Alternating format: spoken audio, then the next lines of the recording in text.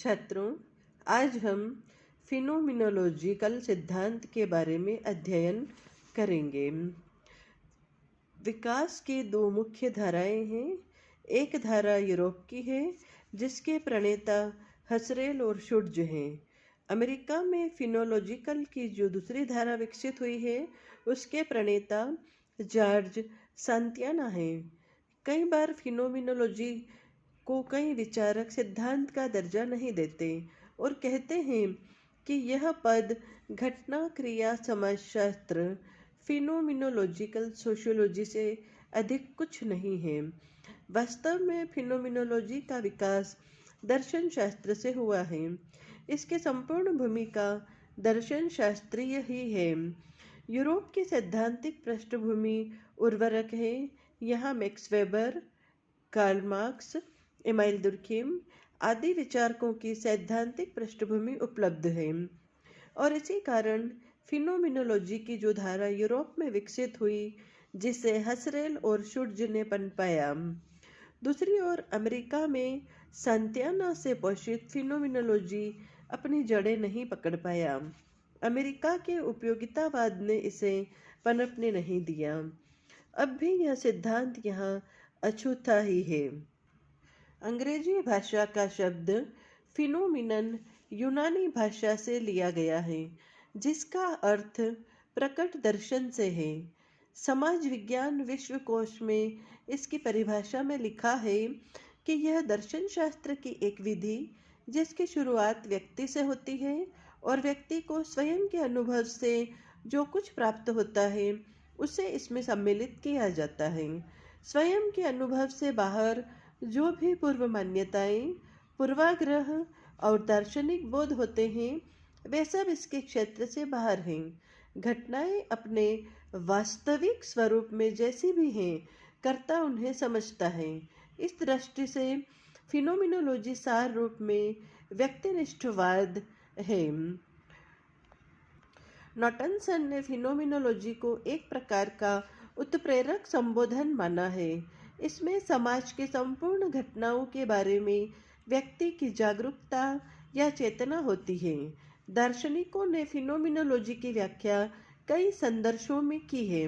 मुख्य बात यह है कि फिनोमिनोलॉजी के विचारक एक बुनियादी समस्या से जुड़े हुए हैं। उनका एकमात्र उद्देश्य समाज या दुनिया की वास्तविकता, रियलिटी को जानना है। आखिर वास्तविकता क्या है? दुनिया में कौन सी वस्तुएं अस्तित्व रखती हैं? और यदि दुनिया में जो कुछ वास्तविकता है, जिसका अस्तित्व है, उसे जानने की पद्धति क्या है? क्या दर्शन शास्त्र या कोई समाज विज्ञान दुनिया की वास्तविकता को समझ भी सकता है? इन प्रश्नों के उत्तर में फिनोमिनोलॉजी का कहना है कि समाज की वास्तविकता को जानने का तरीका केवल एक है और वह है व्यक्ति का अनुभव। दुनिया में जो कुछ भी वास्तविक है, उसे व्यक्ति अपने इंद्रियों और मानसिक प्रक्रियाओं के द्वारा अनुभव करता है। दूसरे लोगों का अस्तित्व, उनके मूल्य और मानक और भौतिक वस्तुओं के अस्तित्व को लोगों की चेतना और जागृति द्वारा ही जाना जा सकता है। कोई भी मनुष्य प्रत्यक्ष या सीधा समाज के यथार्थ को नहीं जान सकता। इस यथार्थ को समझने में मनुष्य की चेतना और उसके मस्तिष्क की क्रियाशीलता महत्वपूर्ण है। हमारा जो कुछ ज्ञान समाज के बारे में है, वह सब चेतना या मस्तिष्क के संपर्क के माध्यम से है। फिनोमिनोलॉजी हमसे एक आग्रह करता है कि हम उन सब बातों को स्वीकार न करें जिन्हें हमने विवाद से पढ़े और हर तरह से स्वीकार कर लिया है। होना यह चाहिए कि हम दुनिया की वस्तुओं को किस तरह से देख रहे हैं, देखना बंद करें। हमें एक अजनबी या अनजान की तरह हमारे इर्द गिर्द की वस्तुओं को देखना चाहिए और उन्हें हर तरह के प्रश्नों के घेरे में लाना चाहिए। उदाहरण के लिए, कोई आदमी आपके पास आता है और यदि आप हमारी इस पुस्तक को पढ़ रहे हैं तो पूछेगा कि यह पुस्तक क्या है। आपको यह प्रश्न बेतुका लगेगा। प्रश्न पूछने वाले को जानना चाहिए कि लोग पुस्तकीय ज्ञान प्राप्त करने के लिए पढ़ते हैं, जानकारी लेने के लिए पढ़ते हैं, लेकिन यदि आपको प्रश्न पूछने वाला व्यक्ति इस दुनिया के लिए अजनबी है और अंतरिक्ष से उतरकर सीधा आपके पास आया है, तो वास्तव में आपकी उसके प्रति सहानुभूति होगी। यह इसलिए कि इस दुनिया में पुस्तक के बारे में लोगों के क्या विचार हैं, आखिर पुस्तक क्या है, इसका उसे कोई ज्ञान नहीं है। इसी कारण वह ऐसे प्रश्न आपके सामने रखता है। फिनोमिनोलॉजी का सिद्धांत हमारे आसपास जो कुछ हो रहा है उसे हमें ज्यों का त्यों स्वीकार नहीं करना चाहिए। समाज की घटनाओं के बारे में बराबर प्रश्न पूछने चाहिए। आखिर ये वस्तुएं क्या हैं? ऐसा समाज में क्यों होता है? वस्तुओं का वास्तविक स्वरूप क्या है आदि। समाज कुछ इस तरह चलता है कि हमारे दिन प्रतिदिन काम में आने वाली वस्तुएं, खान पान, कपड़ा, मकान, तीज त्योहार समाज द्वारा बनाई गई धरोहर के रूप में हमारे जीवन में है। जो कुछ हम करते हैं, मानते हैं, वह सीखी हुई संस्कृति है, क्योंकि यह पीढ़ी दर पीढ़ी से हमारे पास आई है। संस्कृति के सभी तत्व हमारी विरासत हैं। फिनोमिनोलॉजी का आग्रह है कि जो कुछ हमारी सामाजिक, राजनीतिक, आर्थिक एवं सांस्कृतिक विरासत है, उसे ज्यों का त्यों स्वीकृत नहीं करना चाहिए। फिनोमिनोलॉजी तो इस संपूर्ण विरासत, इससे जुड़ी हुई मान्यताओं को आलोचनात्मक दृष्टि से लेता है, इन्हें स्वीकारने की चुनौती देता है। जहाँ प्रकार्यवादी समाज के मानक और मूल्यों को स्वीकार करना आवश्यक समझते हैं, उनके अस्तित्व के प्रति प्रश्न चिन्ह नहीं खड़ा करते। वहाँ फिनोमिनोलॉजी का संदर्श इन सब मान्यताओं को चुनौती देता है। उदाहरण के लिए, हम हमारे समाज में स्त्रियों की दशाओं को देखें तो हम ऐसा समझते हैं कि पिछली शताब्दियों में हमने बराबर स्त्रियों को गैर बराबरी का दर्जा दिया है। चूल्हे से लेकर घर के बाहर तक हमने स्त्रियों की स्थिति को त्रासदीपूर्ण बना दिया है। स्त्रियों के प्रति हमारे विचार अतीत ने बनाए हैं। हमें ऐसा ही समझाया गया है, हमें कुछ ऐसा ही सिखाया गया है। फिनोमिनोलॉजी का सिद्धांतवेत्ता स्त्रियों के प्रति इस तरह की पूर्वाग्रह ग्रसित धारणा को नहीं रखता। वह जो पूछता है, क्या स्त्रियों के लिए यह प्राकृतिक है कि बच्चों के प्रजनन के बाद वे उनका पालन पोषण भी करें? यह तो समझ में आता है कि बच्चों के पालन पोषण का उत्तरदायित्व स्त्री और पुरुष दोनों का है। बच्चों को जन्म देना तो प्राकृतिक एवं जैविकीय है, लेकिन उनका प्रजनन सामाजिक है। फिर इस प्रश्न का उत्तर क्या है? फिनोमिनोलॉजी पूछता है। आगे और ऐसे ही कई प्रश्न फिनोमिनोलॉजी के सिद्धांत वेत्ता पूछ सकते हैं। आज नारी आंदोलन जिन मुद्दों पर उठाया जा रहा है, वस्तुतः वे मुद्दे फिनोमिनोलॉजी के हैं। सच्चाई यह है कि फिनोमिनोलॉजी उन प्रश्नों को पूछता है जिन्हें सामाजिक व्यवस्था ने पूरी तरह स्वीकार कर लिया है, जो हमारे सांस्कृतिक सामाजिक विरासत के अंग बन गए हैं, जो हमारी दिन प्रतिदिन की गतिविधियों को संचालित एवं नियंत्रित करते हैं। फिनोमिनोलॉजी की खोज वस्तुओं के अस्तित्व को ढूंढने की है। इसका प्रश्न है, आखिर समाज में वास्तविक और सच्चाई क्या है? यदि हम हमारे देश में दलितों के सामाजिक आर्थिक दशा को देखें, तो हम जानेंगे कि कुछ वर्ग में कुछ लोग ऐसे हैं जो दिन में 1 जून खाना खाकर जीवित हैं। सदियों से हमने इन वर्गों को समाज के हाशिए पर त्रासदी झेलने के लिए छोड़ दिया है।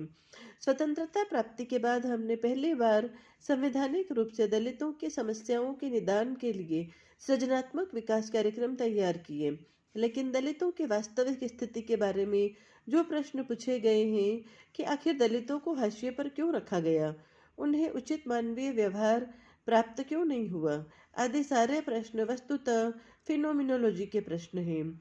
फिनोमिनोलॉजिकल समाजशास्त्र परंपरा से पीड़ित दलितों के उद्धार की बात करता है।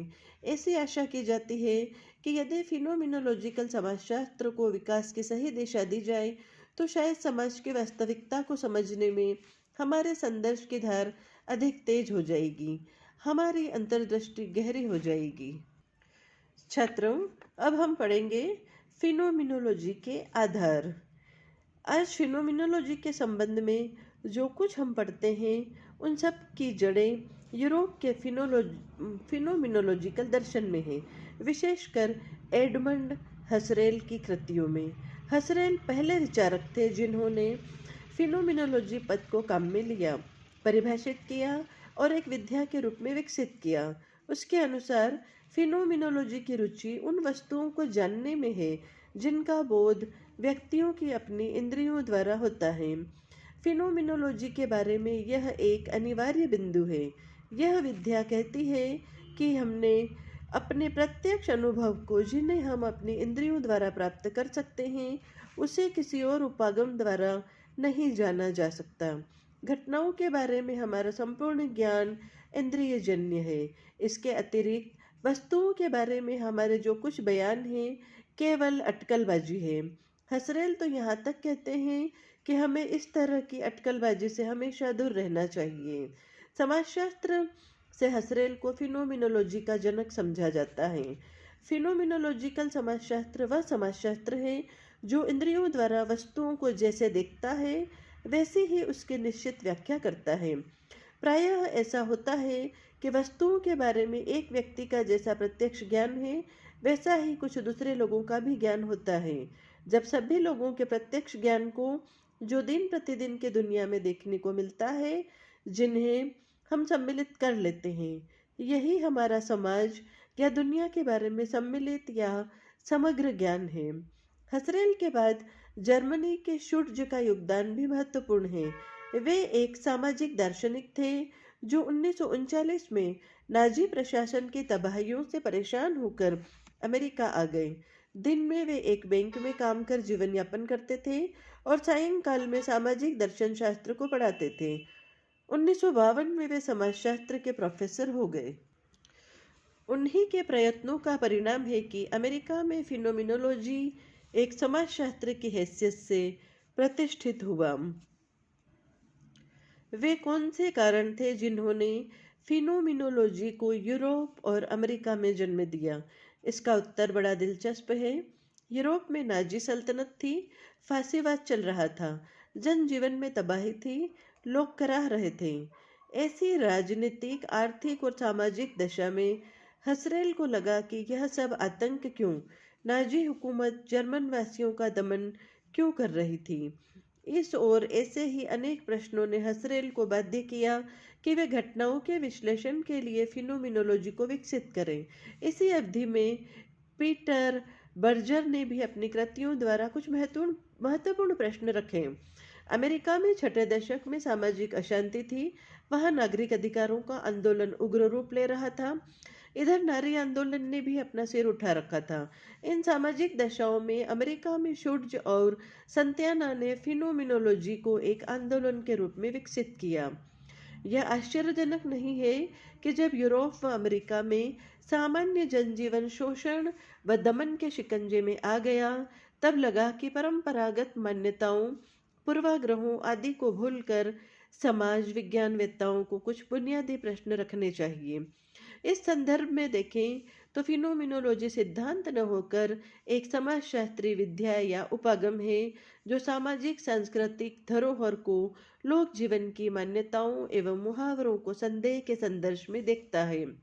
जितना संदेह गहरा होगा, इस विद्या की धार उतनी ही पैनी होगी। फिनोमिनोलॉजी को बौद्धिक आधार देने में तीन विचारकों के योगदान को महत्वपूर्ण समझा जाता है। इन विचारकों में हसरेल, शुट्ज और संत्याना हैं। छात्रों, अब हम हसरेल का फिनोमिनोलॉजिकल समाजशास्त्र के बारे में अध्ययन करेंगे। एडमंड हसरेल के समाजशास्त्रीय फिनोमिनोलॉजी को उनकी दो पुस्तकों में देखा जा सकता है।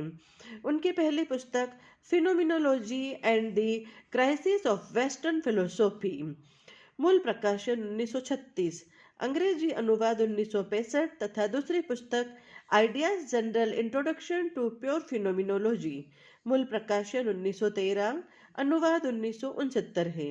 हसरेल के विचारों को बाद में अल्फ्रेड शुट्ज ने संशोधित किया। कहीं कहीं तो आलोचकों का कहना है कि शुट्ज ने हसरेल के मुंह में अपने शब्द डाल दिए हैं। इस दोष के होते हुए भी हसरेल की कृतियों का अच्छा मूल्यांकन यूरोप एवं अमेरिका में हुआ। शायद इसी कारण उन्हें फिनोमिनोलॉजी का जनक भी कहा जाता है। छात्रों, अब हम पढ़ेंगे हसरेल की फिनोमिनोलॉजिकल समाजशास्त्र की विशेषताएं। हसरेल के दर्शन शास्त्री योजना पर कुछ भी बताने से पहले हम ये कहना चाहेंगे कि उनके संपूर्ण समझ या फिनोमिनोलॉजिकल समाजशास्त्र हर तरह से वस्तुनिष्ठवादी है। उनकी कृतियों के मुख्य अंश, जिनका उनके दर्शन से पूरा सरोकार है, निम्नलिखित प्रकार से समझा जा सकता है। पहला, बुनियादी दर्शन शास्त्रीय द्विविधा। दूसरा, चेतना के लक्षण। तीसरा, प्रकृतिवादी अनुभविकवाद की आलोचना। चौथा, समाज विज्ञान का दार्शनिक विकल्प। छात्रों, अब हम इन चारों बिंदुओं को विस्तार से पढ़ेंगे। पहला मुख्य बिंदु है बुनियादी दर्शन शास्त्रीय द्विविधा। किसी भी अनुसंधान में कुछ बुनियादी प्रश्न होते हैं। दर्शन शास्त्र एक ऐसा विषय है जो सामान्यतया इन प्रश्नों को उठाता है। वास्तविकता क्या है?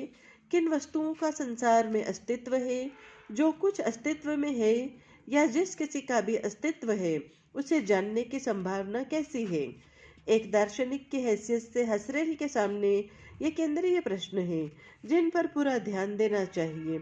हसरेल का तर्क था कि मनुष्य दुनिया के बारे में जो कुछ जानते हैं वह केवल उनके अनुभव के माध्यम से है।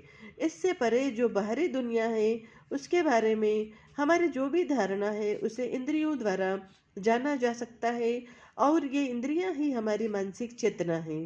दूसरे शब्दों में, अन्य लोगों का अस्तित्व, मूल्य, मानक और भौतिक तत्व सभी के बारे में हमारी जानकारी अनुभव द्वारा होती है। यह अनुभव लोग अपनी चेतन जागृति से करते हैं। इंद्रियों और चेतना के बाहर हमारा कोई सीधा संपर्क दुनिया की वास्तविकता से नहीं है। संपर्क सदैव अप्रत्यक्ष होता है और इसलिए यथार्थ को हम मनुष्य मस्तिष्क की प्रक्रियाओं द्वारा समझते हैं। ज्ञान प्राप्त करने के लिए चेतना की प्रक्रिया महत्वपूर्ण है, और इसलिए किसी भी दार्शनिक शोध में सबसे पहले यह जानना चाहिए कि चेतना की यह प्रक्रिया कैसे काम करती है और किस तरह मनुष्य की गतिविधियों को प्रभावित करती है। हमारा सबसे बड़ा सरोकार चेतना की प्रक्रियाओं को समझने का है और यह देखना है कि किस प्रकार हमारे अनुभव बाहरी वास्तविकता को बनाते हैं।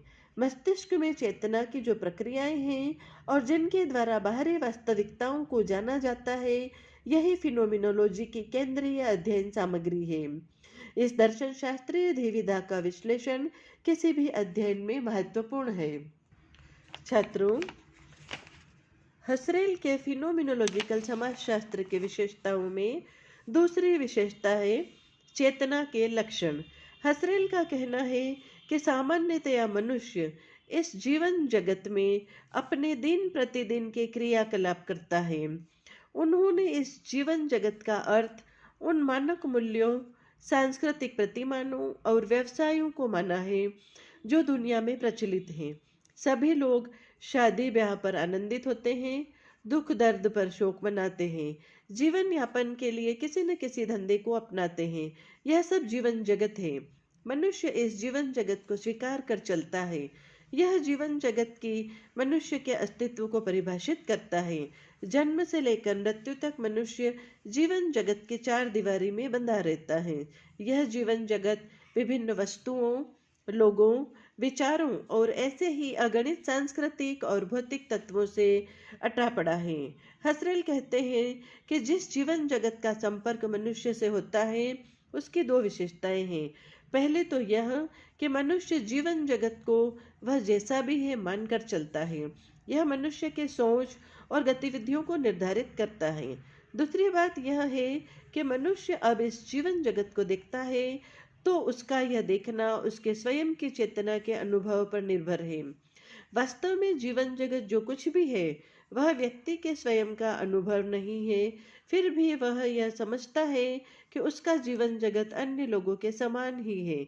अर्थात मनुष्य जीवन जगत को स्वीकृत मानकर चलता है और समझता है कि यह जीवन जगत सामूहिक रूप से अनुभवजन्य जगत है। इस तथ्य से हसरेल को अपनी प्रारंभिक बुनियादी समस्या की ओर धकेला। यह कैसे संभव है कि मनुष्य इस स्वीकृत जीवन जगत को छोड़ दे, यानी समाज द्वारा दी गई वस्तुओं, लोगों, स्थानों, विचारों और प्रतिमानों से मुक्त हो जाए, उन्हें भुला दे और इस बात को निश्चित करे कि वास्तविकता क्या है। यदि जीवन जगत की संरचना मनुष्य की चेतना और क्रियाओं को निश्चित करती है, तो मनुष्य के व्यवहार और संगठन का वस्तुनिष्ठ अध्ययन करना कैसे संभव होगा। इन प्रश्नों ने हसरेल को झकझोर दिया। उन्होंने बराबर तर्क दिया कि जीवन जगत यानी उसके विभिन्न तत्व, जिसकी अनुभूति इंद्रियों द्वारा व्यक्त होती है, वास्तविक है। यदि समाजशास्त्र को विज्ञान का दर्जा पाना है, तो उसे जीवन जगत के स्वयं द्वारा स्वीकृत जाल से निकलकर वास्तविकता की खोज करनी चाहिए। छात्रों, अब हम हसरेल के फिनोमिनोलॉजिकल समाजशास्त्र की विशेषताओं में तीसरी विशेषताओं का अध्ययन करेंगे। तीसरी विशेषता है प्रकृतिवादी अनुभविकवाद की आलोचना। हसरेल विज्ञान द्वारा स्थापित मान्यताओं को चुनौती देते हैं। आखिर विज्ञान क्या है? विज्ञान यह मानकर चलता है कि व्यक्ति से परे तथ्यों की एक दुनिया है। यह तथ्यों की दुनिया मनुष्य की इंद्रियों और उसकी चेतना से अलग, स्वतंत्र और बाहरी है। इस तथ्यात्मक दुनिया को विज्ञानवेत्ता कहते हैं। वैज्ञानिक विधि द्वारा जाना जा सकता है।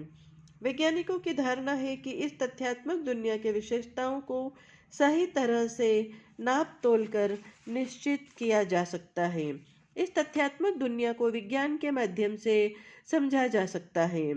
तथ्यों के नाप तोल में अनुभाविकता काम आती है। विज्ञान की इस तरह की अवधारणा को हसरेल चुनौती देते हैं। यह तथ्यों की दुनिया, जो वास्तव में जीव जगत है, जिसमें अगणित वस्तुएं हैं, असंख्य लोग हैं, विचार और विचारिकी है, सामाजिक सांस्कृतिक प्रतिमान है, वर्ग एवं जाति बिरादरी है, को वैज्ञानिक विधि से नहीं जाना जा सकता। उन्होंने तथ्यों द्वारा यह स्थापना की कि इस तरह की तथ्यात्मक दुनिया को केवल चेतना द्वारा ही समझा जा सकता है। वास्तव में जिसे जीवन जगत कहा जाता है, वह और कुछ न होकर मनुष्य की चेतना द्वारा प्राप्त किए गए अनुभव हैं। चेतना जन्य इस जीवन जगत को वैज्ञानिक विधि से किस प्रकार मापा जा सकता है? हसरेल के तर्क का सार यह है कि जीवन जगत को मापने के लिए जो विधि विज्ञान अपनाता है, वह एकमात्र छल और भुलावा है। यह इसलिए कि मनुष्य के बाहर की दुनिया, जिसे जीवन जगत कहते हैं, वास्तव में वह दुनिया है जिसे व्यक्ति अपनी चेतना द्वारा अनुभव करता है। छात्रों, अब हम हसरेल के फिनोमिनोलॉजिकल समाजशास्त्र की विशेषताओं में चौथी विशेषता का अध्ययन करेंगे। चौथी और अंतिम विशेषता है समाज विज्ञान का दार्शनिक विकल्प। हसरेल के अध्ययन की समस्या जिसे उसने उकेला है, कुछ इस तरह है। यदि वास्तविक जीवन जगत वह है जिसे व्यक्ति अपने अनुभव द्वारा चेतना में लेता है, तो इस समस्या को समझा कैसे जाए? प्रश्न के उत्तर में जो हल हसरेल ने दिया है, वह दार्शनिक है। उन्होंने हमें चेतना के सार को खोज करने की वकालत की। आखिर हम सामाजिक घटनाओं, प्रसंगों, अवसरों, परिवार, जाति, धर्म, वर्ग आदि का बोध कैसे करते हैं? फिनोमिनोलॉजी कहती है कि यह बोध हमें चेतना के माध्यम से होता है। तब यह सवाल उठता है कि वस्तुतः चेतना क्या है, उसमें क्या धरा है? हसरेल की रुचि यह जानने में नहीं है कि जीवन जगत में क्या है, यानी जीवन जगत किससे बना है। वास्तविक दार्शनिक अनुसंधान का मुद्दा तो चेतना की अमूर्त प्रक्रियाओं को समझने का है। हसरेल का आग्रह था कि हमें अंतः वैयक्तिक संबंधों से जो अनुभव मिलता है, उसका क्रांतिकारी, अमूर्तिकारी करना चाहिए। वे अनुसंधानकर्ता जो फिनोमिनोलॉजी में अध्ययन कार्य करते हैं, उन्हें अपनी विज्ञान प्रेरित रुझान को छोड़ देना चाहिए। उन्हें देखना चाहिए कि अनुभव ग्रहण करने की हमारी चेतना की जो बुनियादी प्रक्रियाएं हैं, वे क्या हैं। दूसरे शब्दों में, हमें चेतना की प्रक्रिया को समझने के लिए एक विशुद्ध मस्तिष्क की पहचान करनी चाहिए। एक बार यदि हम जीवन जगत को भूल जाएं और हमारे इर्द गिर्द की दुनिया को केवल इंद्रियों के माध्यम से समझें, तो हमें चेतना की अमूर्त लक्षण प्राप्त हो जाएंगे। यदि ऐसा हो सका तो हमें वास्तविकता के समझे में अंतर्दृष्टि मिलेगी। सच्चाई यह है कि जो कुछ मनुष्य जानना चाहता है उसे यदि स्वीकृत न मानकर अपनी चेतना से समझे, तब शायद हम चेतना के अमूर्त स्वरूप को समझ पाएंगे। हसरेल यथार्थता समझने के लिए सामाजिक विज्ञान की उपलब्ध विधि को विकल्प प्रस्तुत करने में वेबर की वेरस्टेहन विधि को उद्घोषित नहीं करते हैं। वेरस्टेहन वह विधि है जिसके माध्यम से अनुसंधानकर्ता बाहरी दुनिया को समझता है। वास्तव में हसरेल का उद्देश्य चेतना के एक अमूर्त सिद्धांत का निर्माण करना था। वे चाहते थे कि इस सिद्धांत निर्माण में जीवन जगत द्वारा दी गई जो भी मान्यताएं हैं उन्हें रद्द कर देना चाहिए। सत्य यह है कि बाहरी दुनिया यानी जीवन जगत में जो कुछ है वह केवल पूर्वाग्रह है। व्यक्ति को उसे जैसा का तैसा स्वीकार नहीं करना चाहिए। वास्तविक तो वह है जिसे व्यक्ति अपनी चेतना, मस्तिष्क, अनुभव एवं इंद्रियों द्वारा बोधगम्य समझता है। सामाजिक वास्तविकता को समझने का हसरेल का यह उपागम एक सिद्धांतवेत्ता की दृष्टि से हसरेल सम्मानीय पद पर रख देता है। छात्रों, अब हम हसरेल के फिनोमिनोलॉजिकल सिद्धांत की आलोचना पर अध्ययन करेंगे। निश्चित रूप से हसरेल फिनोमिनोलॉजी के जनक थे। यूरोप में इस तरह के समाजशास्त्र को बनाने एवं विकसित करने का श्रेय हसरेल को ही जाता है। हसरेल कुछ ऐसी भयावह स्थिति में थे जब नाजीवाद का विभत्स रूप संपूर्ण जर्मनी और एक तरह से यूरोप को निगल रहा था। इस संदर्भ में स्वाभाविक रूप से हसरेल ने सोचा, नाजीवाद जीवन जगत है, इसका दमन एवं शोषण जीवन जगत है, तो क्या किसी भी व्यक्ति को बिना किसी संदेह और पीड़ा के नाजीवाद जैसे निरंकुश शासन को स्वीकार कर लेना चाहिए? हसरेल को जीवन जगत की ये मान्यताएं, ये सांस्कृतिक सामाजिक प्रतिमान कतई स्वीकार्य नहीं थे। उनका तो सीधा सा प्रत्युत्तर था, सही वह है, यथार्थ वह है जिसे मनुष्य का मन माने, चेतना माने और मस्तिष्क माने। वे अपने तर्क में दृढ़ थे। यहाँ तक उन्होंने कहा कि यदि विज्ञान भी जीवन जगत को इसी वैज्ञानिक विधि से जानता है तो हसरेल को यह स्वीकार नहीं। यदि हम हसरेल की इस ऐतिहासिक सामाजिक पृष्ठभूमि में आलोचना करें तो सही लगता है कि हसरेल ने फिनोमिनोलॉजिकल समाजशास्त्र को जन्म दिया। सहानुभूतिपूर्ण रूप में शायद इस तरह हसरेल की आलोचना आवेशपूर्ण कही जा सकती है। टर्नर ने बराबर यह स्वीकार किया है कि हसरेल का अकादमिक उद्देश्य केवल मात्र मनुष्य की चेतना के एक अमूर्त सिद्धांत को बनाना था। यह सिद्धांत वस्तुतः जीवन जगत का आमूलचूल अमूर्तीकरण था। इस तरह का सिद्धांत हसरेल नहीं बना पाए। हसरेल के सिद्धांत निर्माण की कहानी वस्तुतः असफलता की कहानी है। वे कभी भी चेतना के अमूर्त सिद्धांत को नहीं बना पाए। लेकिन टर्नर का यह कहना सही है कि हसरेल ने हमारी वैचारिकी या सोच को नई दिशा दी है। उसने आधुनिक फिनोमिनोलॉजी को नए क्षितिज प्रदान किए हैं। इसी फिनोमिनोलॉजी के परिणाम स्वरूप इथनोमेथोडोलॉजी ने एक नई ज्ञान शाखा के स्वरूप को अपनाया है। हैबरमास ने हाल में समाजशास्त्रीय सिद्धांत निर्माण में जो आलोचनात्मक विधि अपनाई है उसमें उन्होंने जीवन जगत की अवधारणा को बुनियादी अवधारणा माना है।